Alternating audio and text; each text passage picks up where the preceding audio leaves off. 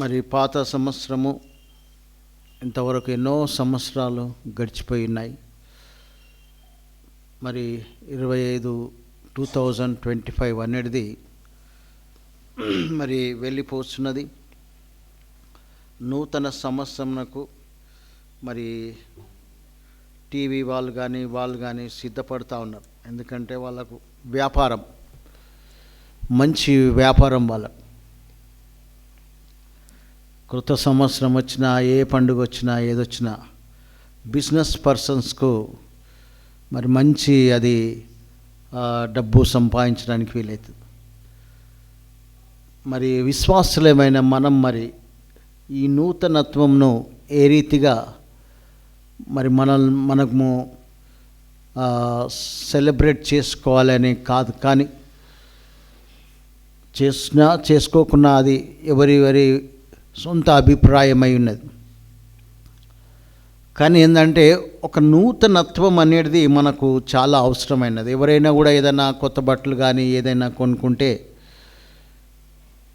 కొత్త వస్తువు ఏదైనా ఇంటికి వస్తే ఎంతో సంతోషం అనిపిస్తుంది. ఒక పువ్వును కూడా మంచిగా వాసనగా ఉండి పరిమళిస్తే కూడా, అది పరిపక్వం అయితే కూడా, ఏదైనా పండు విషయంలో ఏదైనా కూడా చూస్తే ఏంటంటే క్రొత్తది చూస్తే సంతోషం అనిపిస్తుంది. మన ఆత్మీయ జీవితంలో కూడా మరి రక్షింపబడిన తర్వాత ఎన్ని సంవత్సరంలో గడిచిపోయి ఉండొచ్చు. మనం ఎప్పుడు పరిశుద్ధుడైన పౌలు యొక్క మాట జ్ఞాపకం చేస్తున్నాను. నేను ఒకటి చేయిచున్నాను అంటాడు. మరి ఇంకున్న వాటిని మరిచి ముందున్న వాటి కొరకు వేగిరపడుచున్నాను అంటాడు. వేగిరపడుచున్నాను అంటున్నాడు అంటే ఆతురపడుతున్నాడు అన్నాడు. వెనుకున్న వారిది మర్చిపోదాం. 2025 అనేది అన్నిటి కంప్లీట్గా మర్చిపోదాం. ఈ నూతన సృష్టి ఏదో ఒక మంచి అలవాటును, హ్యాబిట్, ఆత్మీయ సంబంధమైన ఒక హ్యాబిట్ను అలమర్చుకుంటే అది మనకు ఆశీర్వాదం. అది వస్తున్నది, వెళ్తూ ఉన్నది అంతే. కొత్త బట్టలు కొనుక్కుంటామై పాతవి అయిపోతూనే ఉంటాయి. కొత్త ఆలోచనలు పాత ఆలోచనలు వెళ్ళిపోయినాయి, కొత్త ఆలోచనలు, న్యూ థాట్స్, ఒక నూతనత్వం అనేది. మన 24వ తారీఖు కూడా ఎంతో వ్యయం పరిచి మనలో ఒక మరి రిపెంటెన్స్ రావాలని, రిపెంటెన్స్ వచ్చిన వాళ్ళే రండి అని కూడా పాస్టర్ గారు చెప్పినాడు. మరి ఏ రకమైన రిపెంటెన్స్ అనేది, పశ్చాత్తాపం అనేది, మార్పు అనేది, చేంజ్ అనేది మన జీవితంలో ఏదైనా ఒక రిపేర్ అనేది ఏ రకంగా చేసుకుంటున్నాం అనేదే చాలా ప్రాముఖ్యం. రొటీన్ లైఫ్, అదే లైఫ్ కొనసాగుతున్నామంటే మరి ఏ విధమైన సంతోషం అనేది ఉండదు. మనకు కూడా ఉండదు. ఏదో లేవడము, డ్యూటీ చేయడము, లేకుంటే ఇంట్లో పనులు చేసుకోవడము, ఈ రకంగా రొటీన్. లేకుంటే థర్స్డే వచ్చి దేవుని సన్నిధికి రావడం మంచిది, ఆదివారం ఆరాధనకు కూడా రావడం మంచిది. కొన్నిసార్లు తొందరగా రమ్మని ఆలస్యం వస్తూ ఉన్నాము, ఆ రకంగా కూడా కరెక్షన్ అనేది చెప్తూ ఉంటే కొంచెం బాధ అనిపిస్తుంది. కరెక్షన్ అంటేనే బాధ అనిపిస్తుంది మనకు. మరి దేవుని సన్నిధికి వచ్చేది ఒక మంచి నిర్ణయం తీసుకుంటే కూడా మంచిదే. ఇంకా అది ఆలస్యం వస్తున్నామంటే ఎక్కడనో ఒక దగ్గర కరెక్షన్ అనేది మోస్ట్ ఇంపార్టెంట్. నేను చాలాసార్లు గమనిస్తున్నా, నా జీవితంలో ఏదైతే మిస్టేక్స్ అయినాయో, ఏదైతే సరిదిద్దుకున్నానో అదే చెప్పడానికి ప్రయత్నం చేస్తా. సాధారణంగా లేట్ ఎందుకు వస్తామంటే నైటే చాలా ప్రాముఖ్యమైనది నా విషయంలో నేను చెప్తాను. నైట్ అనేది స్లీప్ లేట్గా పోతూ ఉంటే, లేకుంటే సరిగా వండుకున్నా కూడా లేవనీకి అనేది రాకపోతే, సో ఈ రకంగా కరెక్షన్ అనేది ఎక్కడి నుంచి కరెక్షన్ స్టార్ట్ చేయాలన్నా మనకు బాధ. ఇప్పుడు నేను చెప్పాలంటే ఒకరొకరు, నేను దేవుణ్ణి కాదు, ఎవరి మనసులో ఏమున్నదో ఆంతర్యంద్రియంలో పరిశీలించేవాడు దేవుడే. సో మన విషయంలో మనకు బాగా తెలుసు ఎక్కడ కరెక్షన్ చేసుకోవాలి అనేది కూడా. అది నైట్ నుంచా, ప్రొద్దున్న, లేట్ లేవడమా, ఎప్పుడా అనేది కరెక్షన్ చేసుకుంటే ఒక మంచి ఆలోచన, ఒక నూతన ఆలోచన, ఒక నూతన సంవత్సరము మనం ఆహ్వానించబోతున్నాం. ఒక నూతన ఆలోచనతోని మనము అది కొనసాగాలని నేను సంఘపక్షంగా విజ్ఞాపన చేస్తున్నా. అది చేసుకోగలుగుతామండి. ప్రతి ఒక్కటి మన చేతుల్లోనే ఉన్నది. మనం చెయ్యాలనుకుంటే అది చేస్తాం. ఏదో మరి అదే రకంగా అది పాడిన పాటనే పాడుతూ ఉంటే అదే రకంగా రొటీన్లు వస్తే దాంట్లో ఏ విధమైన సంతోషము అనేది, ఆత్మీయ సంతోషం, ఆత్మీయ ఆనందం అనేది ఉన్నది. లోక సంబంధమైన సంతోషంలో ఎన్నో వస్తుంటాయి పోతుంటాయండి. దుఃఖం కలుగుతూ ఉంటుంది, ఏడుస్తూ ఉంటాము, సంతోషం అనేక రీతిలుగా ఉంటుంది. కానీ ఆత్మీయ ఆనందం అనేది మోస్ట్ అండ్ మోస్ట్ ఇంపార్టెంట్. ఆత్మీయ రీతిగా ఏ రకమైన సంతోషము, ఆనందము నీవు ఆనందిస్తున్నావు? వాక్యానుసారంగా ఏదైనా మార్పు, బైబిల్ పఠన విషయంలో కానీ, ధ్యానించడం విషయంలో కానీ, ప్రార్థన విషయంలో కానీ, కుటుంబ ప్రార్థన విషయంలో కానీ, సంఘానికి వచ్చట విషయంలో కానీ, సంఘంలో ఒక పార్టిసిపేషన్ మరి పనులలో పార్టిసిపేట్ చేయడం కానీ, మరి సేవకునికి సహకరించడం కానీ, ఈ రకంగా ఏదో ఒక ఆలోచన, కొత్త ఆలోచన అనేది మనము తీసుకోవాల్సిన అవసరం ఉన్నది. ఆరోగ్యం సహకరించదు, శరీరం సహకరించదు, కానీ దాన్ని అధిగమించాలి. ఎందుకంటే నాకు శక్తి చేత కాదు, నా బలము చేత కాదు, నీ ఆత్మ ద్వారానే చేద్దాం. మనకు పరిశుద్ధాత్మ అనేది దేవుడు ఇచ్చి ఉన్నాడు. వేరే వాళ్ళు ఎందుకు సక్సెస్ కారంటే వాళ్ళ దగ్గర ఆత్మ అనేది సంచకరువు అని, ఆదరణకర్త, సత్య స్వరూపి అయిన ఆత్మ లేదు. మనకు దేవుడు ఒక గిఫ్ట్గా, ఏ రీతిగా యేసుక్రీస్తు గిఫ్ట్గా మనకు ఈ వరముగా దేవుడు అనుగ్రహించినాడు. బ్రదర్ మరి జేమ్స్ లాస్ట్ వీక్ చెప్పి ఉన్నాడు. మనకు ఇంకొక గిఫ్ట్ ఏంటంటే పరిశుద్ధాత్మ. అది కూడా బ్రదర్ చెప్పి ఉన్నాడు, నేను అప్పటికే వెళ్ళిపోయినాను. ఆ పరిశుద్ధాత్మ కూడా దేవుడు ఆ రీతిగా అనుగ్రహించి ఉన్నాడు. దాన్ని ఎంతగా మనం ఆస్వాదిస్తే, ఇంకొకటి కూడా యేసుక్రీస్తు ప్రభుల వారు ఏమంటాడంటే ఆత్మ సిద్ధమే కానీ శరీరము బలహీనము అంటుంటాడు. అది శిష్యులకే. వాళ్ళంతా యేసుక్రీస్తు మరి సత్యస్వరూపైన దేవునితోని ఉన్నప్పుడే వాళ్ళతో కాలే, కానీ మనతోనేమవుతుంది? సో ఆత్మతో మరి గువ్వవలే మనం మూలుగుచ్చు, పావురం వలె మూలుగుచ్చితే, దేవా నేను ఈ యొక్క సెక్షన్లో, ఈ విషయంలో నేను బలహీనురాలను, నాకు సహాయం చేయమని మనం ఆయన అధికారమును మొత్తం ఒప్పుకుంటే, ఆయన మీద మనము సరెండర్ అయిపోతే అప్పుడే అది సాధ్యమవుతుంది. నీ స్వశక్తితోని మనం చేస్తున్నాము కాబట్టి అందుకే ఫెయిల్యూర్ అవుతున్నాం. ప్రార్థన దేవుని దగ్గర మొరపెట్టుకొని, ప్రభువా ఫలానా విషయంలో నేను బలహీనురాలనై ఉన్నాను, ఫలానా విషయంలో నేను బలహీనున్నై ఉన్నాను, నాకు సహాయం దయచేయమని నీవు పూర్ణ మరి ఒకవేళ నీవు దేవుని మీద కంప్లీట్గా ఆధారపడితే దేవుడు తప్పకుండా సహాయం చేస్తాడు. తప్పకుండా మనకు నూతన సంవత్సరంలో జీవితమును అనుగ్రహించి. ఎందుకంటే మీలో ఉన్నవాడు లోకమును జయించున్నాడు. లోకం జయించిండు ఆయన ప్రతి విషయంలో సక్సెస్. నాలో పాపము ఎవడు స్థాపించగలడని అందరి దగ్గర ఛాలెంజ్ విసిరినాడు, సవాలు విసిరినాడు. ఆయనను ఒక మాదిరిగా మనం తీసుకుంటే మంచిది. మరి అదే రకంగా ఆయనను మాదిరిగా పరిశుద్ధుడైన పౌలు మాదిరిగా తీసుకున్నాడు. అపోస్తులు ఆయనను మాదిరిగా తీసుకున్నారు. ప్రతి విషయంలో ఆయన మాదిరిగా ఉన్నాడు. ఆయన పెందలకరే లేచుతా ఉన్నది, పరిచర్య చేస్తూ ఉన్నది, దినమంతా పరిచర్య చేస్తూ ఉంటుంది, రాత్రంతా ఆయన ప్రార్థనలో ఉన్నట్టున్నాడు. ఆయనకు శరీరం లేదా? ఆయనకు ఆకలి లేదా? ఆయనకు దాహం లేదా? నీ విషయంలో మరి ఆయన సక్సెస్ఫుల్ పర్సన్. ఎవరిని తీసుకున్నా కూడా ఏదో ఒక బలహీనత ఉంటుందండి నీలో నాలో కూడా. కానీ ఏంటంటే మరి మనము ఆ రకంగా ఏంటంటే వాళ్ళను దృష్టాంతంగా మనం తీసుకోవాలి. యేసుక్రీస్తును కానీ, పరిశుద్ధుడైన పౌలు కానీ, అపోస్తులు కానీ, వాళ్ళు ఏ రకంగా మరి పరిశుద్ధుడైన దానియేలు విషయంలో కూడా ఆజ్ఞ జారీ అయిపోయింది. ఒకవేళ నీవు ఆ యొక్క ఆజ్ఞని మీరితే నువ్వు సింహం గుహలో వేయబడాలి. అయినా కూడా నిత్యము ఆయన, that is a regular practice. ఆయనకు చాలా చక్కగా ఉంటుంది. 6వ అధ్యాయంలో దానియేలు 6 అనుకుంటున్నామంట. నిత్యము ఆ రీతిగా యెరూషలేము తట్టు మరి ఆ యొక్క కిటికీలు తెరిచి నిత్యము ఆయన ప్రార్థించేవాడంట. ఏ సమస్య వచ్చినా కూడా ఇది అండి, ఈ రకంగా మనము దృష్టాంతంగా, ఎగ్జాంపుల్గా, మాదిరిగా వీళ్ళని తీసుకోవాలని. దానియేలును మనం ఎందుకు తీసుకోకూడదు? యోసేపుని ఎందుకు తీసుకోకూడదు? దావీదుని ఎందుకు తీసుకోకూడదు? సో ఈ రకంగా ఏంటంటే, ఎందుకంటే వాళ్ళలో కూడా కేటగిరీస్ ఉన్నాయి. ద టాప్ మోస్ట్ వాళ్ళు ఎవరంటే దానియేలు, యోసేపు. వాళ్ళ విషయంలో ఏంటంటే ఏ విధమైన పాపం రాయబడలేదు. A grade వాళ్ళంట. ఇక 2వ స్థానం ఏంటంటే పడిపోయి తిరిగి లేచిన వాళ్ళు. దావీదు విషయంలో మనం తీసుకోవచ్చు. దావీదు ఏమంటాడో ఒకసారి మనము తీసుకుందాం. 51వ కీర్తన 10వ అధ్యాయం. దయచేసి ఎవరన్నా ఒకరు చదవండి. దేవా నాయందు శుద్ధ హృదయమును కలుగజేయుము, నా అంతరంగములో స్థిరమైన మనసును నూతనముగా పుట్టించుము అంటాడు. స్థిరమైన మనసును నూతనముగా పుట్టించుము అంటాడు. నా అంతరంగములో అంటాడు. ఇక్కడ మాటలు చూడండి, ఒక్కొక్క మాటను మనం ధ్యానించవలసిన. నా అంతరంగములో అంటున్నాడు. మనం ఏంటంటే ఒక పెదవుతోని మాట్లాడుతూ ఉంటాం, ఇక్కడనే డిసిషన్ తీసుకుంటాం, అక్కడనే ఈ కడుపు దాటితే మర్చిపోతున్నాం. ఇక్కడనే వచ్చింది పెద్ద సమస్య. అది ఇంటికి తీసుకొని మన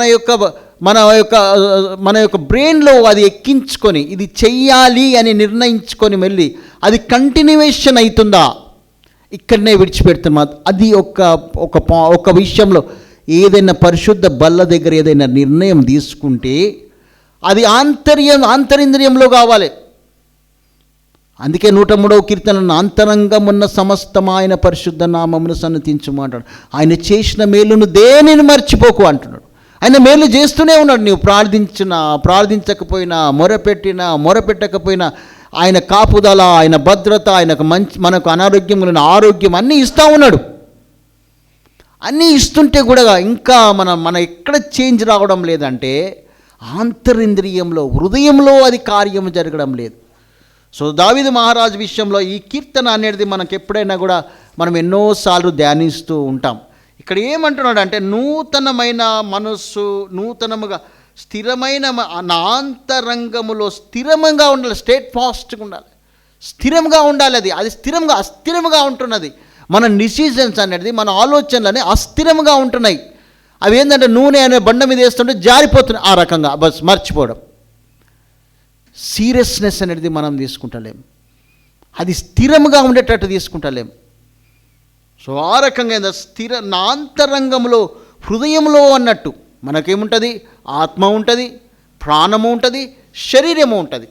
ఈ ఆత్మలో ఆ మార్పు అనేది వస్తుంది, నీ హృదయంలో అనేది మార్పు వస్తుంది, నీ మనసులో అది మార్పు అనేది వస్తే, నీ మస్తిష్కంలో, నీ మెదడులో అది ఒకవేళ నీ కార్యము జరిగితే, దావీదు ఏ రీతిగా చేసిండో తర్వాత చెప్పడానికి ప్రయత్నం చేస్తాను. సో అది నిజమైన మార్పు అనేది. నూతనముగా పుట్టించుము, నూతనముగా ఈరోజు నూతనముగా మన హృదయంలో దావీదు చేసిన ప్రార్థనను మనం కూడా చేద్దామా? ఆయన ప్రార్థన ఆలకించి ఉన్నాడు. సో దావీదు ఎందుకు ఈ రకంగా ఏందంటే, ఎందుకు మరి ఫెయిల్యూర్ అయిపోయినాడు? ఒక విషయంలో పోయినాడు, ఒక విషయంలో బలహీనుడై ఉండే. ఆ యొక్క బలహీనత అది చిన్నతనం నుంచి అది ఒకవేళ యవ్వన దశలో ఉండవచ్చును. అది ఆ బలహీనత అనేది మనకు కూడా ఎప్పటి నుంచో అది వెంటాడుతూ ఉంటుంది. దాన్ని అధిగమించలేక దాన్ని ఓవర్కమ్ చేయలేకపోతాం, పడిపోతూనే ఉంటాం.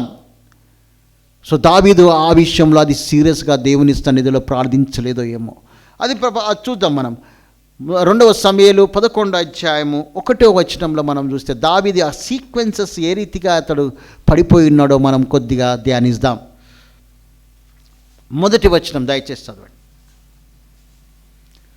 2వ సమూయేలు 11వ అధ్యాయం. వసంతకాలమున రాజులు యుద్ధమునకు బయలుదేరు సమయమున దావీదు యోవాబును అతని వారిని ఇశ్రాయేలులందరినీ పంపగా వారు అమోనీయులను సంహరించి రబ్బా పట్టణమును ముట్టడి వేసిరి. అయితే దావీదు ఇక్కడ చేసిన పొరపాటు అక్కడ ఏంటంటే రాజు యుద్ధం చేయనీకి వెళ్ళాలి, కానీ ఆయన ఏం చేస్తున్నాడు? ఆ సంధ్యావేళలంట, అంటే సంధ్యావేళ కాదు, ఇక్కడ ఏమన్నా ఉన్నావు కదా, ప్రొద్దుగుంకు వేళ 4-5 గంటలకు అన్నట్టు మన టైం తీసుకుంటే అప్పుడు పండుకునే సమయమా?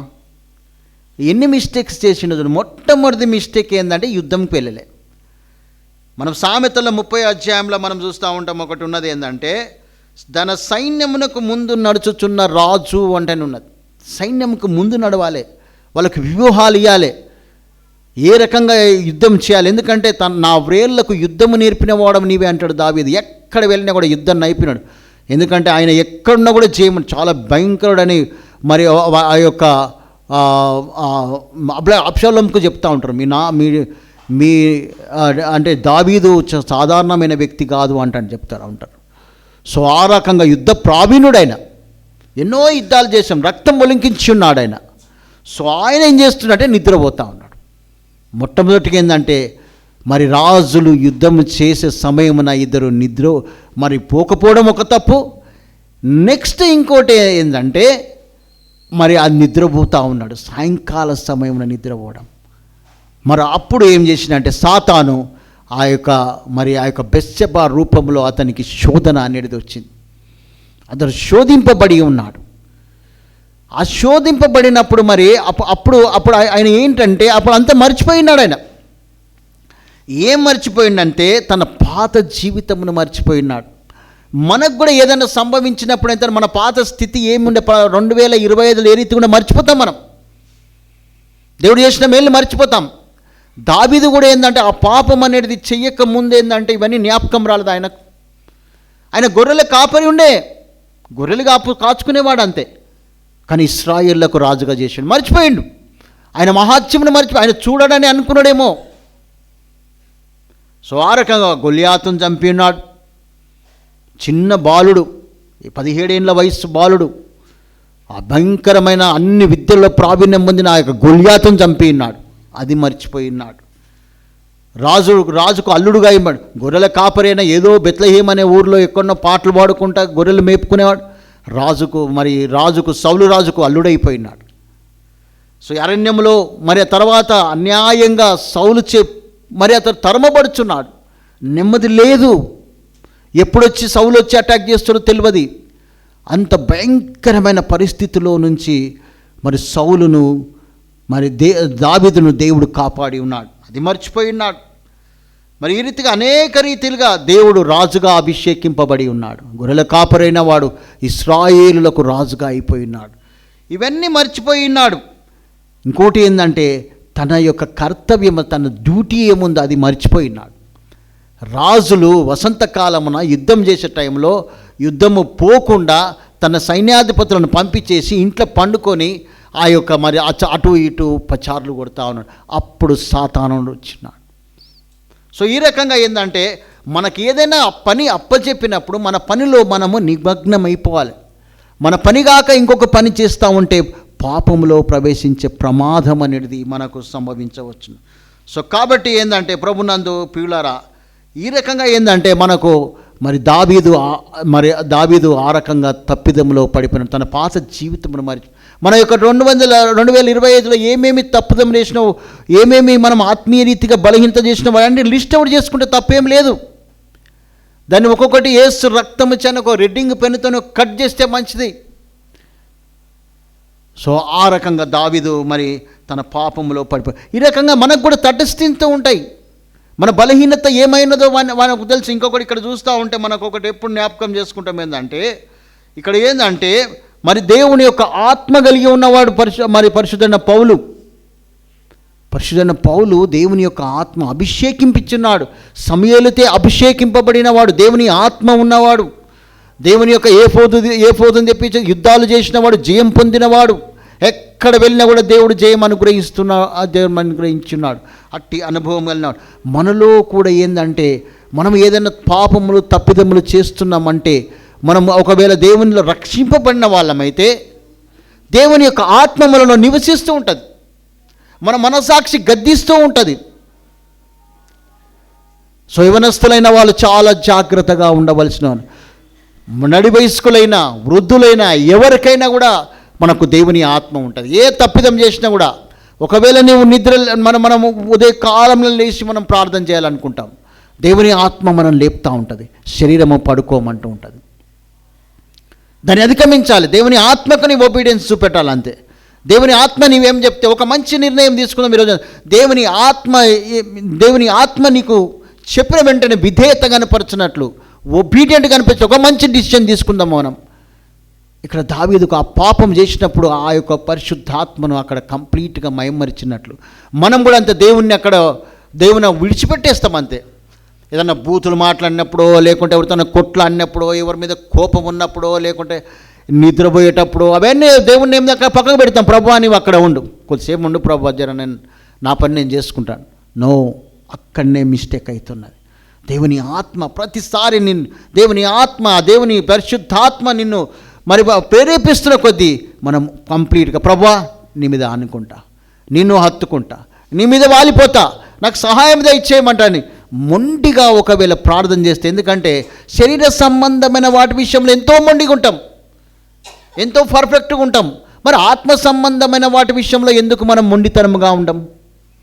నేను ఈ ఆదివారం కంప్లీట్గా ఈ ఆదివారం అర్లీగా పోవాలి, తొందరగా పోవాలి అని డిసైడ్ చేసుకుంటే ఎందుకు పోలేం? డెఫినెట్గా వస్తామండి. సో ఏది బలహీనత ఉన్నదో ఒకసారి మనం జ్ఞాపకం. పరిశుద్ధ ఆత్మ అనేది ఇక్కడ దావీదు మహారాజుకు ఆయనను విస్మరించేసిండు, బైపాస్ చేసేసిండు అన్నాడు. అందుకే ఆ చిక్కుల్లో పడిపోయినట్టు మనం చూద్దాం. ఏం చేసిందంటే ఇక్కడ ఆ యొక్క యుగ సంబంధమైన దేవత వారికి గుడ్డితనం అప్పుడు గుడ్డితనం కలగజేసింది. అది ఆ సాతాను వచ్చేసి దావీదుకు గుడ్డితనం కలగజేసింది. ఆ బెత్షెబా విషయంలో పాపం చేసేటట్టు గుడ్డితనం మనలో కూడా గుడ్డితనం అనేది ఉన్నది. ఎంతకాలం ఆ గుడ్డితనం ఉంటుంది? ఆ గుడ్డితనము తీసి ఆ సాతాను దాని తంత్రములను ఎరిగిన వారమై ఉన్నట్టు అంటాడు. దాని తంత్రంలోని మొదటిగా 2 కొరింథీ 2:11 దాని తంత్రం ఎరగాలండి. మనం ఆత్మీయ జీవితంలో ఎదుగుతూ ఉంటే, ఆత్మ నీకుంటే, దేవుని ఆత్మ నీలో ఉంటే దాని తంత్రం ఎరుగుతాం. ఇది ఎందుకు వస్తున్నది, ఏదో కొట్లాట వస్తూ ఉంటుంది, మాట ఇద్దరు భార్య భర్తల విషయంలో కానీ. ఎందుకంటే నాకు కూడా అనుభవం ఉంటుంది. ఒక మాట పెరిగింది అనుకో, అప్పుడు దాన్ని తంత్రం ఎరగాలి. ఏదో చేస్తున్నది అంట, అక్కడికి వెళ్ళిపోవడమో, ఎవరో నోరు మూసుకోవడమో, ఏదో ఒకటి ప్రాక్టీస్ మనం చేయవలసిందే. ఆడ ఒకవేళ లేకుంటే అక్కడ మాట రాపిడి కలిసి ఒక అగ్ని అనేది రాజుకుంటుంది అక్కడ. సో ఈ రకంగా ఏంటంటే మనము సాతాను తంత్రంలను ఎరుగుతలేము. ఇంకా దాని తంత్రం ఎరగాలంటే నీవు దేవుని వాక్యం నీకు తెలిసి ఉండాలి, దేవుని వాక్యంతో నింపబడాలి, దేవుని ఆత్మతో నీవు ప్రేరేపింపబడాలి. దేవుని ఆత్మ ద్వారానే మనం దాన్ని గెలవగలుగుతాం. మన సొంత శక్తితోని బలంతో మనం గెలవలేము. సో కాబట్టి ప్రభునందు దాన్ని ఆత్మతో ఇంకా ఈ రకంగా ఏంటంటే గేహాజీ విషయంలో కూడా ఒక మంచి విషయం అక్కడ గేహాజీ ఎలీషా విషయంలో కూడా మనం ఒక మంచి పాఠం నేర్చుకొని తీయండి. 2వ రాజులు 5వ అధ్యాయం చాలా చక్కని సందర్భం కూడా ఉంటుంది. ఇక్కడ మంచి పాఠాలు కూడా మనం నేర్చుకోవచ్చు. 5వ అధ్యాయం 25 నుంచి 26 వరకు ఉంటుంది. మరి నేను బ్రీఫ్గా చెప్తాను, ఎందుకంటే మనకు టైం ఇదవుతుంది కాబట్టి. సో ఇక్కడ ఏంటంటే అంతటా ఎలీషా వారిని చూసి గేహాజీ వెళ్ళిపోయినాడు. గేహాజీ ఎలీషాను మోసం చేసి మరి అతని దగ్గరికి ఎవరి పేరు అతను నయమాన్ దగ్గరికి వెళ్ళి బహుమానాలన్నీ తెచ్చుకున్నాడు. బహుమానాలను తెచ్చుకొని అప్పుడు ఎలీషా అంటుంటాడు, ఎలీషా వారిని చూచి ఆ మనుష్యుడు తన రథం దిగి నేను ఎదుర్కొంటకు తిరిగి వచ్చినప్పుడు నా మనసు నీతో కూడా రాలేదా అంటాడు. అంటే దేవుని ఆత్మ నీతో రాలేదా? అబద్ధం ఆడినావు, అతను నయమాన్ దగ్గర అవన్నీ వస్తువులు తెచ్చుకున్నావు, ఇంట్లో పెట్టుకొని వచ్చి ఏమి తెలియదు అనుకుంటున్నాడు. కానీ పరిశుద్ధాత్మ దేవుడు అక్కడ ఎలీషాకు తెలియపరిచాడు. కంప్లీట్ పిక్చర్ అక్కడ చెప్పిన్నాడు. ప్రభునందు నీవు నేను చేస్తున్నది ఏదైనా కూడా ఏంటంటే దేవుని దగ్గర మనం తప్పించుకోలేం. ఎవరితో మాట్లాడుతున్నావు, ఎవరితో సమయం గడుపుతూ ఉన్నావు, వాట్సాప్లో కానీ ఫోన్లో కానీ ఏదైనా కూడా దేని బలహీన. ఎందుకంటే ఈ రోజులలో ఏంటంటే ఎవరికైనా ఇర్రెస్పెక్టివ్ ఆఫ్ ఏజ్ ఫోన్ నిజంగానే పాస్టర్ గారు చెప్తా ఉన్నాం, ఒకదానికి తీస్తే ఇంకో దానికి వెళ్ళిపోతూ ఉంటాం. ఒక మెసేజ్ చూద్దాం అనుకుంటే ఇంకో దగ్గరికి వెళ్ళిపోతాం. నేను నాకు కూడా ఎన్నోసార్లు దాంట్లో పల్టీ కొట్టవలసి వచ్చింది. ఒకదాని కొరకు చూస్తే ఇంకో దానికి వెళ్ళిపోతూ ఉంటాం. ఆ టైం ఎట్లా ఇదవుతుందో అర్థమవుతుంది. సో మనం ఏంటంటే ఇక్కడ గేహాజీ అక్కడ వెళ్ళినప్పుడు ఎలీషాకు తెలుసు, దేవుని ఆత్మకు తెలుసు, అక్కడ ఆత్మపూర్ణుడై ఉన్నాడు ఎలీషా. ఇక్కడ ఎంత మంచిగా అంటాడో చూడండి. ఆ మనుష్యుడు తన రథము దిగి నిన్ను ఎదుర్కొనుటకు తిరిగి వచ్చినప్పుడు నా మనసు నీతో కూడా రాలేదా? ద్రవ్యమును, వస్త్రములను, ఓలివ చెట్లు, తోటలను, ద్రాక్ష తోటలను, గొర్రెలను, ఎడ్లను, దాసులను సంపాదించుకుంటకు ఇది సమయమా? అందుకే నయమానుకున్న కుష్టు గేహాజీకి వచ్చేసింది. శాపగ్రస్తుడైపోయినాడు, మనకు కూడా ఎన్నిసార్లు చెప్పినా కూడా, ఎన్నిసార్లు గద్దించిన వినని వాడు హఠాత్తుగా నాశనం. 28వ సామెతల్లో 1వ అధ్యాయం ఉంటుంది. హఠాత్తుగా ఇదైపోతూ ఉంటాం. ఎన్నిసార్లు గద్దించాడు దేవుడు, ఎన్నోసార్లు ఓపిక పడుతూ ఉంటాడు, చెప్తా ఉంటాడు. మరి ఆ రకంగా ఎన్నిసార్లు ఆయన దీర్ఘశాంతము కలిగిన దేవుడు. ఆయన దీర్ఘశాంతమును మనం అలసం తీసుకుంటున్నామా? సో కాబట్టి ప్రభునందు ఇక్కడ ఆయన మనస్సు, ఆయన పరిశుద్ధాత్మ గేహాజీ విషయంలో, మరి ఈ గేహాజీ ఎవరు చూడడం అనుకుంటున్నాడు, ఆయన మన విషయంలో ఎవరు చూడడం లేదు అనుకుంటారు. కానీ దేవుని ఆత్మకు మనము లెక్క చెప్పవలసిన వారమైన, ప్రతిదానికి ఆయన సన్నిధిలో వెళ్ళి ఆయన న్యాయపీఠం ఎట నిలబడి ప్రతి లెక్క మనము ప్రతి గడియ ప్రతి నిమిషం లెక్క ఒప్పజెప్పవలసిన వారమై ఉన్నాం. కాబట్టి జాగ్రత్తగా మనం ఆత్మీయ జీవితంలో ముందుకు సాగునట్లు మనకిచ్చిన ప్రతి అవకాశంను సద్వినియోగపరచుకోవాలి. సో ఈ రకంగా ఏంటంటే ఇక్కడ ఇంకో దావీదు ఏం చేసిండంటే, తన యొక్క సెల్ఫ్ కంట్రోల్ అనేది మరి అతడు కోల్పోయినాడు. సెల్ఫ్ కంట్రోల్, ఆశా నిగ్రహము అంటుంటారు. ఆశా నిగ్రహము అంటే మరి మనము యొక్క ఆత్మ ఫలములో ఆశా నిగ్రహం అనేది ఉంటుంది, సెల్ఫ్ కంట్రోల్ అనేది ఉంటుంది. నేను ఉంటే అప్పటికే ఆయనకు 6 మంది భార్యలు ఉన్నారు, 6 మంది కొడుకులు ఉన్నారు, ఇంకా బిడ్డలు ఎంత మంది తెలియదు. ఇంతమంది ఉన్నాక కూడా ఆయన కామాతృత గలవాడై ఆ బెత్షెబా విషయంలో పాపం చేస్తున్నాడు. సో సెల్ఫ్ కంట్రోల్ అనేది మోస్ట్ ఇంపార్టెంట్ మనకు. ఆశా నిగ్రహం అనేది మోస్ట్ ఇంపార్టెంట్ మనకు. ఒకసారి చూద్దాం, పేతురు ఏమంటున్నారు. 2వ పేతురు 1వ అధ్యాయంలో చాలా చక్కగా ఇక్కడ కూడా ఒక ఆశా నిగ్రహంను మనం చూడవచ్చు. ఇవన్నీ మనము దేవునిలో పొందితే మనం కూడా జయ జీవితమును మనం పొందగలుగుతాం. 2వ పేతురు ఇంటికి వెళ్ళి ఈ యొక్క వచనాలన్నీ చదువుతూ ఉండాలి మనం. అప్పుడు మనకు కొంచెం అది దాని గురించి ఇంకా కొంచెం క్లారిటీ అనేది వస్తుంది. 1వ అధ్యాయము 5వ వచనం చదువు. ఆ హేతువు చేతనే మీ మట్టుకు మీరు, ఇక్కడ చూడండి, ఇక్కడ పూర్ణ జాగ్రత్త గలవారై, అజాగ్రత్తగా ఉండకూడదండి, అజాగ్రత్తగా ఉండకూడదు, పూర్ణ జాగ్రత్తగా. మాటలు ఏ రీతిగా ఉంటాయో చూడండి, ఫుల్ అలర్ట్నెస్, ఫుల్ జాగ్రత్త గలవారై మీ విశ్వాసమునందు సద్గుణమునందు జ్ఞానమునందు ఆశానిగ్రహమును, ఆశానిగ్రహమునందు సహనమునందు భక్తిని, సహోదర ప్రేమ అమర్చుకుని, ఇవన్నీ అమర్చుకోవాలి మనం. ఈ చైన్ అంటారు అన్నట్టు. ఈ చైన్ ఒకదాని ఒకటి కనెక్షన్ ఉన్నది. చూడండి, ఇంటికి వెళ్ళి చదవండి ఆ వచనాలన్నింటినీ. అక్కడ కూడా అన్నీ రాలేవు, టోటల్గా రాలేవు. ఇక్కడ ఏంటంటే సెకండ్ పార్ట్, ఆ హేతువు చేతన మీ మట్టుకు మీరు పూర్ణ జాగ్రత్త గలవారై మీ విశ్వాసమునందు సద్గుణమునందు జ్ఞానమునందును ఆశానిగ్రహము. ఆత్మఫలంలో కూడా ఉంటుంది ఆశానిగ్రహం. సెల్ఫ్ కంట్రోల్ అనేది ఇక్కడ లూజ్ అయిపోయినాడు ఇక్కడ దావీదు. సెల్ఫ్ కంట్రోల్ అనేది మనకు ఉండాలంటే కంట్రోల్ తప్పుతున్నామండి. ఏదైనా ఒక ట్రైన్ కంట్రోల్ తప్పిందనుకో యాక్సిడెంట్. ఒక ప్లేన్ అనేది ఆ యొక్క డైరెక్షన్ అనేది లేదనుకో, రాడర్ డైరెక్షన్ దాంతో లేదనుకో, రాడర్లో కనిపించలేదనుకో, కథ అందరూ చనిపోయినట్టే. ప్రతి దానికి మరి ఆ యొక్క ఆశా నిగ్రహం అనేది, నిగ్రహ శక్తి అనేది మనకు, సెల్ఫ్ కంట్రోల్ అనేది మోస్ట్ ఇంపార్టెంట్. అక్కడ ఫెయిల్యూర్ అవుతూ ఉంటాం. ఇక్కడ దావీదుకు సెల్ఫ్ కంట్రోల్ పోగొట్టుకొని ఉన్నాడు. ఇంకా దుఃఖకరమైన సొలొమోను అయితే ఆయన అట్లనే నిలిచిపోయినాడు.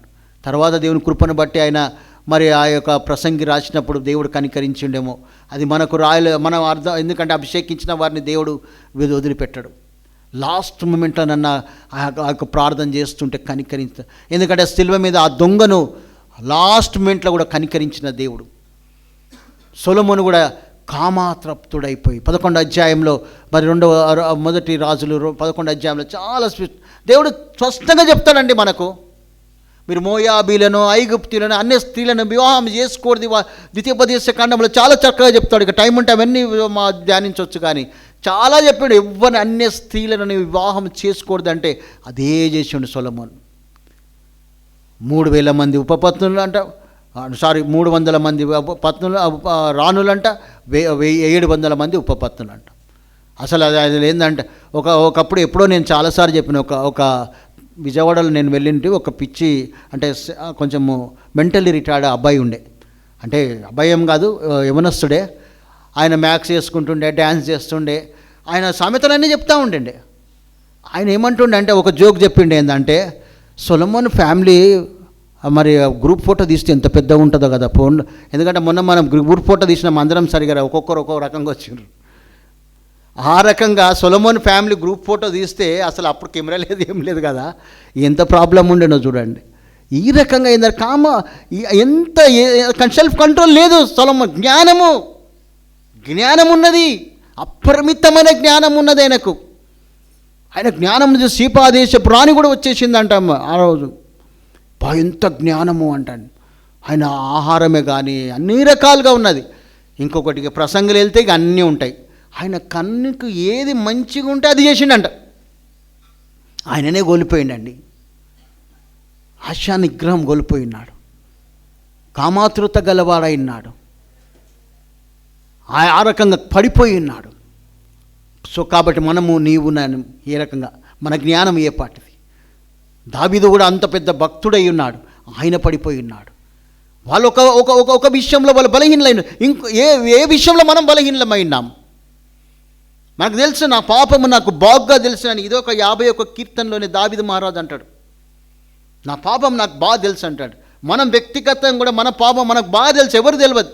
ఒకవేళ భార్య కూడా తెలియకపోవచ్చు, భర్త కూడా తెలియకపోవచ్చు, భార్య భర్తకు భర్త తెలియకపోవచ్చు, కానీ మనకు బాగా తెలుస్తుంది. దాన్ని మనం పాయింట్అవుట్ చేయాలి, దాన్ని పర్టికులర్గా పట్టుకోవాలి, దాన్ని వదలకూడదు. అంతే, యేసు రక్తమే చేయము అనేది, ఆ రక్తముతోని దాన్ని ఎరడిక్షన్ చేయాలి, దాన్ని తుడిచివేయాలి, దాన్ని జయం పొందాలి. దాని మీద అసహ్యం రావాలి మనకు, ఆ పాపం మీద అసహ్యం రావాలి మనకు. సో కాబట్టి ప్రభునందు ప్రియులారా, సెల్ఫ్ కంట్రోల్ అనేది మనము మోస్ట్ అండ్ ఇంపార్టెంట్. మరి దీనికి దావీదు మహారాజు ఇదే 51 కీర్తనలో మనం చూడవచ్చు. 51 కీర్తనలో దీనికి సొల్యూషన్ రాస్తాడు. ఇక్కడ సమస్య వచ్చింది, మరి ఆ యొక్క 51:17లో మనం చూడవచ్చు. అప్పుడు ఆ కాలంలో ఏంది, బలి అర్పించాలి, బలి అర్పిస్తే అయిపోయి క్షమాపణ, మళ్ళీ పాపం చేయొచ్చు, బలి అర్పించాలి, పాపం చేయొచ్చు. మనకు బలి లేదు, ఏం లేదు. చదవండి 17వ వచనం. విరిగిన మనసే దేవునికి ఇష్టమైన మనం విరగొట్టండి. ఇక్కడ ప్రభు బల్ల దగ్గర విరగొట్టండి. రోజు దేవుని సన్నిధిలో ఒక పశ్చాత్తాపానికి నిన్ను నువ్వు పరీక్షించడానికి ఒక 15 నిమిషాలు ఇవ్వండి. ఈరోజు నేను దేవుణ్ణి ఏ రకంగా ఆయాసపరిచున్నాను, ఆయన గాయం ఇంకా ఏ రకంగా నేను రేపి ఉన్నాను. ఒక్కసారి ఒక 5 నిమిషాలతో ప్రారంభించండి. ఒక 10 నిమిషాలతో ఫస్ట్ 5, 10 అట్లా ఒక టైం పెట్టుకోండి. ఈరోజు పరీక్షించుకోండి దేవునితో. Day by day keep short account with God అంటాను. ఒకసారి ఎప్పుడు చెప్తా ఉంటాను, తక్కువ అకౌంట్ పెట్టండి దేవునితో, మీ యొక్క ఒప్పుదల అనేది. ఆ రోజు బ్రదర్ నేను ఈ టైంలో దేవునితో నేను సరి చేసుకుంటాను, నాకు సరే. నేను ఈరోజు ఆదివారం నేను సంఘానికి ఆలస్యం పోయినా, రేపు వచ్చే ఆదివారం నేను పోనని ఒక ప్రార్థన చేయండి. దేవా, నేను నిస్సహాయుణ్ణి, నేను నా శక్తి చాలడం లేదు తండ్రి, నాకు సహాయం చేయమంటాని ఒకవేళ నీవు ఏడ్చుకుంటూ ప్రార్థన చేస్తే దేవుడు తప్పకుండా నీకు జయమని గ్రహిస్తున్నాడు. ఎందుకంటే మీలో ఉన్నవాడు లోకమును జయించిన, సమాధిని గెలిచిన వాడు. అట్లా శక్తిమంతుడైన దేవుని పరిశుద్ధాత్మని యొక్క శక్తి నీవు ఆశ్రయించినప్పుడు మరి ఎందుకు నువ్వు జయం పొందలేవాడిని, ఎందుకు జయం పొందలేకపోతున్నాం?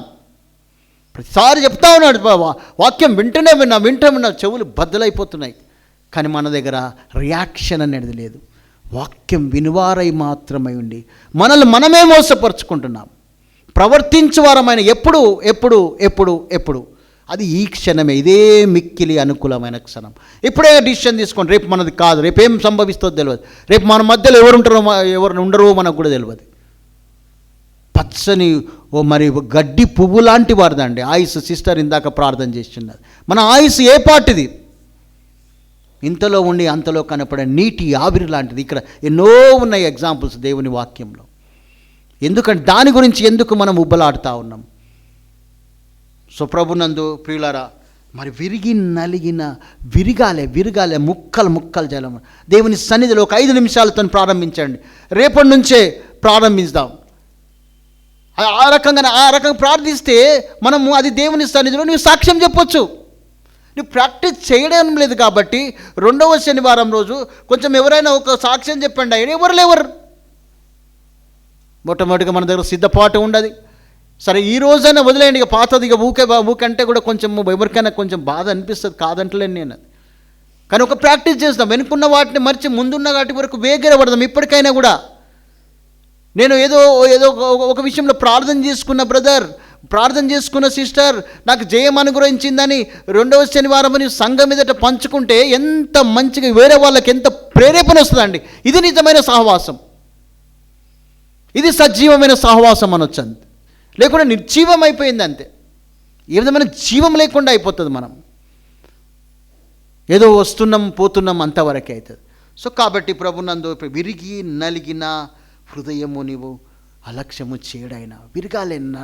ఎందుకంటే దావీదు మహారాజు దగ్గర గొర్రెలు తక్కువ లేవు, ఎద్దులు తక్కువ లేవు, పుటేలు తక్కువ, ఏదైనా అర్పించగలడు, 100 అయినా అర్పించగలడు. సొలొమోను అయితే ఎన్నో వేలు అర్పించిండు అంట. ఆ రోజు మందిరం కట్టిండు. దేవుడు ఆ రీతిగా వాళ్ళని అభివృద్ధి చేసినాడు. కానీ అది నీ బలిని కోరువాడవు కాదు. విరిగి నలిగిన విరగాలే, ముక్కలు కావాలి. నీ హృదయం ముక్కలు అంటే ఏదంటే మా కీమ కొట్టినట్టు అవుతుంది, అటు రీతి కావాలి. అది మొక్కలు కొట్టాలంటే దేవుని మోకాలు ఉండాలి. ఏదో ఒక ఏదో ఒక కొత్త ఈరోజు నూతన సంవత్సరంలో ఇదొక ప్రాక్టీస్ చేద్దామా? రోజుకు ఒక 5 నిమిషాలు 10 నిమిషాలు 15 నిమిషాలు దేవుని సన్నిధిని పరిశీలించుకో. దేవుని సన్నిధిలో, దేవుని పరిశుద్ధ ఆత్మని యొక్క సన్నిధిలో, ప్రభువా ఈరోజు నేను ఏమి చేయలేదు, నిన్ను ఏ రకంగా ఇంకా సిలువ వేస్తున్నా. ఆ యూదులు లేకుంటే ఆ రోమీయులు ఒకటేసారి సిలువ వేశారు, కానీ నేను దినదినము నేను శ్రమ పెడుతున్నా, దినదినమని నిన్ను బాగా గాయపరుస్తున్నా, నీ గాయమును రేపుతున్నా అని ప్రార్థన చేసుకుందామా? సంఘంలో ఇదో ఒక ఉజ్జీవము అనేది మనము తీసుకుందామా? ఇది నిజమైన సజీవమైన సంఘము మనవచ్చు, లేకుంటే నిర్జీవమైన సంఘం. సో కాబట్టి ఈ రకంగా విరిగి నలిగిన హృదయమును ఆయన అలక్ష్యము చేయడు ఆయన. సో కాబట్టి ఇంకొకటి ఏంటంటే గలతీలకు రాసిన పత్రిక చాలా ఇక్కడ కూడా మరి మనం ఏ రకంగా మన యొక్క బలహీనతలు ఉంటాయో 5వ అధ్యాయంలో చాలా స్పష్టంగా ఉంటాయి. ఇక్కడ ఆత్మ కార్యములు ఉన్నాయి, శరీర కార్యములు ఉన్నాయి. చాలాసార్లు మనము ఈ వాక్యం చదువుకుంటాం. అది ఇంటికి వెళ్ళి చదువుకోండి. ఆత్మకార్యాలు ఏంది, ఇంట్లో కూడా ఆశా నిగ్రహం అనేది ఉన్నది. నిగ్రహం శక్తి అనేది మోస్ట్ ఇంపార్టెంట్. విశ్వాసం అనేది, ఇవన్నీ అలా అమర్చుకోండి అని ధరించుకోవాలి. ఇవి ధరించుకుంటే తీసి అక్కడ పక్కకు పెడతాం కాబట్టి, ఏదంటే బంగారం వేసుకొని లేక తీసుకొని పక్కకు పెట్టినట్టు ఇవన్నీ ఇక్కడనే వదిలేసి చర్చిల్లో బైబుల్ వదిలేసినట్టు అటే వదిలేసి వెళ్ళిపోతున్నాం. అది అమర్చుకుంటలేం మనం. అలా చాలా జాగ్రత్త. ఎందుకంటే ఇంతక 2వ పేతురు 1వ అధ్యాయం 5వ వచనం చదువుకున్న 5, 6 వచనంలో అంటాడు అమర్చుకునుడి అంటున్నాడు. ధరించుకోవాలి. అది ఆర్నమెంట్, అవన్నీ ఆర్నమెంట్స్, అవి ఆర్నమెంట్స్ మనకు నిజమైన ఆర్నమెంట్. సో కాబట్టి ఇక్కడ ఏమంటాడంటే ఈ ఆత్మఫలంలో శరీర కార్యములు స్పష్టమై ఉన్నాయి. ఇక్కడ పౌలు ఏమి ఇస్తాడంటే 24వ వచనం చదవమ్మ. 23, 24 క్లబ్ పైన చదవండి. ఇట్టి వాటికంటే పైన వాటికి ఇట్టి వాటికి విరోధమైన నియమం ఏమిది లేదు. ఇక్కడ చూడండి, క్రీస్తు యేసు సంబంధులు. మనం క్రీస్తు యేసు సంబంధులమా? నేను క్రీస్తు యేసు సంబంధులమని చదువుకుందాం. అక్కడ శరీరమును దాని ఇచ్చలతోనూ దురాశలతోనూ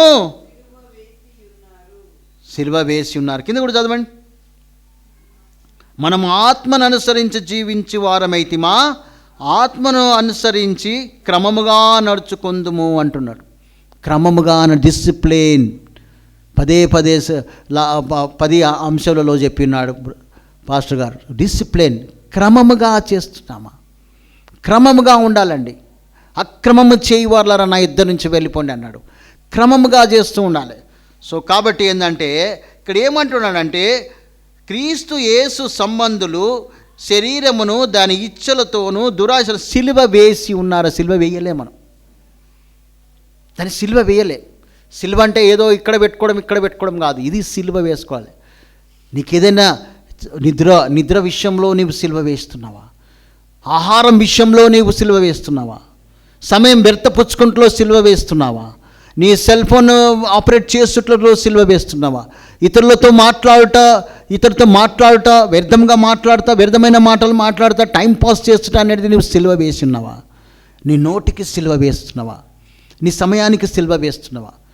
దేని విషయంలో నిన్ను నీవు పరీక్షించుకోవాల్సిన అవసరం ఉన్నది. సో ఈ రకంగా ఏంటంటే విరిగి నలిగిన హృదయము కలిగి ఉండాలి. మనము దేవుని అనే పాలతో మనము 1 పేతురు అదే రకంగా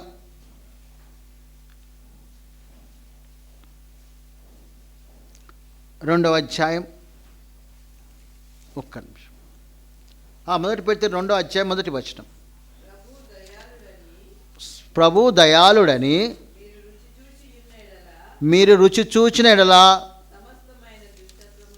సమస్తమైన దుష్టత్వమును, సమస్తమైన కపటమును, వేషధారణను, అసూయను, సమస్త దూషణ మాటలను మాని క్రొత్తగా జన్మించిన శిశువులను పోరిన వాళ్ళై నిర్మలమైన వాక్యమును పాలవలను రక్షణ విషయంలో ఎదుగు నిమిత్తము ఆ పాలను ఈ వాక్యం అనేది ఎదగాలంటే వాక్యం అనేది పాలలాగా ఉండాలి. చిన్నపిల్లలకు, పసిపిల్లలకు పాలు లేకపోతే చనిపోతారు వాళ్ళు. అన్నం బలమైన ఆహారం పెట్టలేవు నీవు. పాల వలన దేవుని యొక్క వాక్యమును ఆ రీతిగా నువ్వు రుచి చూచినవా? దేవుడు అంటే రుచి చూచినవా? దేవుని సన్నిధికి వస్తున్నావు కదా, నువ్వు రుచి చూస్తే ఆ రుచి చూచి ఎరుగుడి అంటనంటే పాట పాడుకుంటున్నామో వాక్యంలో ఉన్న రుచి చూచి ఎరిగినాం. ఆ రక్షణ అనే రుచిని ఎదిగి ఇంకా మనం ఆ రీతిగా ఉన్నామంటే, ఇంకా ఎదగలేని స్థితిలో ఉన్నామంటే మనల్ని మనం ఒకసారి పరీక్షించుకోవాల్సిన అవసరం అన్నది. ఈ రకంగా ప్రతి విషయంలో మనము జీవితం పొందితే మనకు వచ్చే ఆశీర్వాదం ఏంటంటే, ఈ నూతనముగా ఒకడు క్రొత్తగా జన్మిస్తేనే కానీ పరలోక రాజ్యంలో ప్రవేశించడని యోహాను సువార్త 3వ అధ్యాయంలో చాలా చక్కగా స్పష్టంగా తెలియదు. క్రొత్తగా జన్మించుట, రోజు క్రొత్తగా జన్మించాలండి. రాత్రి పడుకుంటాం, ప్రొద్దున లేస్తేనే క్రొత్తగా జన్మించినట్టే నువ్వు క్రొత్తగా నూతన స్వభావం మనలో ఉండాలి, నూతన ఆలోచనలు మనకు ఉండాలి. నూతన పాతమైన నిన్నటి మర్చిపోవాలి, నిన్నటి దానికి స్తోత్రం చెల్లించాలి, మేలను బట్టి స్తోత్రం చెల్లించాలి. ఈ రోజు గురించి మనం సిద్ధపడాలి. నేను చేయింది ఈరోజు ఏం చేయగలుగుతామనే సిద్ధపాటు అనేది మనకు అవసరం అనేది. ఈ రకంగా ఉంటే మనకి ఏంటంటే మరి రెవల్యూషన్స్ ప్రకటన గ్రంథం 2వ అధ్యాయంలో చూద్దాం ఏమి ఆశీర్వాదం వస్తుంది అక్కడ. ప్రకటన 2వ అధ్యాయం 1 నిమిషం.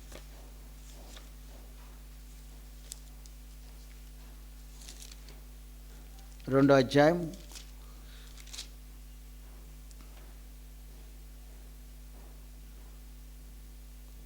12వ వచనం. 3:12 సారీ. జయించు వానిని నా దేవుని, ఇది చూడండి ఆశీర్వాదం. జయిస్తే ఈ రీతిగా నా దేవుని ఆలయంలో ఒక స్తంభముగా చేస్తానంటున్నాడు.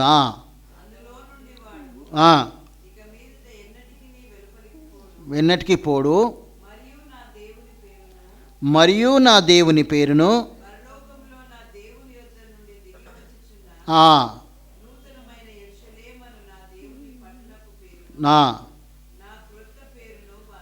క్రొత్త పేరు ఇస్తాడంటండి. క్రొత్త పేరు అండి. క్రొత్త సంవత్సరంలో మనకు కొత్త పేరు అన్నాడు. ఈ పాత మన తల్లిదండ్రులు పెట్టుకున్న పేర్లు ఉండవు, కొత్త పేరుని ఇస్తానంటున్నాడు. యెషయా గ్రంథంలో కూడా మనం చూడవచ్చు. యెషయా 62:2వ వచనంలో కూడా 3వ లైన్ 4వ లైన్ ఉంటుంది. అది దొరికితే అది చదవండి. క్రొత్త పేరు నీకు కొట్టబడి, ఇది నీకు ఇష్టమా? క్రొత్త పేరు, పాత పేరే ఉండనా? సో కాబట్టి కొత్త పేరు ఇస్తా అంటున్నాడు దేవుడు. అదే రీతిగా ఏంటంటే మనకు మరి నూతన యెరూషలేము, ఇంకొకటి 21వ అధ్యాయం, ఇదే ప్రకటన 21:1 నుంచి చదవండి. ఇక్కడనే మనకు అన్నీ దొరికిపోతాయి. యెషయాలో కూడా ఉంటాయి కానీ మనకు టైం లేదు కాబట్టి. క్రొత్త ఆకాశమును క్రొత్త భూమిని చూసి అంటున్నాడు ఇక్కడ యోహాను. మొదటి ఆకాశమును మొదటి భూమి గతించిపోతున్నదండి. సముద్రమును ఇక లేదు, మరియు నేను నూతనమైన యెరూషలేము. చాలు చాలు. ఇక్కడ ఏంటంటే ఇక్కడ 3 విషయాలు చూస్తాం. క్రొత్త ఆకాశంలోనికి పోవాలని నీకు నాకు ఆశ లేదా? క్రొత్త భూమి, ఎందుకంటే ఇదంతా ప్రక్షాళన అయిపోతుంది అగ్ని చేత. ఎందుకంటే ఈ నోహావు కాలంలో నీటితోని ప్రక్షాళన చేసినాడు, శుద్ధీకరించినాడు దేవుడైన యెహోవా. ఇప్పుడు ఏం చేస్తున్నాడు? అగ్ని చేత కంప్లీట్గా ప్రక్షాళన చేస్తాడు ఈ భూమిని. మరి పాతవి గతిస్తాయి అంతే, భూమి వెళ్ళిపోతుంది. ఇప్పుడున్న భూమి ఆకాశం మొత్తం వెళ్ళిపోతుంది. క్రొత్త దాన్ని, అందులో మనకు ప్రవేశం. ఆ నూతన యెరూషలేములో ఆ 1000 ఏళ్ళ పరిపాలనలో నీకు ఉండాలని లేదా? సో కాబట్టి ప్రభువునందు ప్రియులారా, నూతన హృదయంను పొందిన మనము, నూతన జన్మం ఎత్తిన మనము, ఆ నూతన యెరూషలేములోకి, యెరూషలేము పట్టణంకి, ఆ నూతన భూమి, ఆ నూతన ఆకాశంలోనికి వెళ్ళవలసి. అక్కడ దుఃఖం ఉండదు. ఇక్కడ 22వ అధ్యాయం, కానీ ఆయన కన్నుల ప్రతి బాష్పబిందు ఆయననే. అక్కడ సూర్యుడు ఉన్నాడు, చంద్రుడు, ఆయననే వెలుగు ఉంటాడు. ఎంత గొప్ప భాగ్యం అండి. ఆ శృంగార నగరం అని పాట పాడుతూ ఉంటాం. ఆ నగరంలో అంతగా మనకు ఆ కంప్లీట్గా ఈ తుచ్చమైన, ఈ తాత్కాలికమైన, ఈ నశించిపోయే ఈ యొక్క శరీరం గురించి కానీ, ఈ భూమి గురించి కానీ, ఈ ఆకాశం గురించి కానీ కొంతకాలం ఉండి ఏదో 80 సంవత్సరంలో బ్రతుకుతాం మనం. దాని కొరకు అంత ప్రాముఖ్యత ఇస్తాము.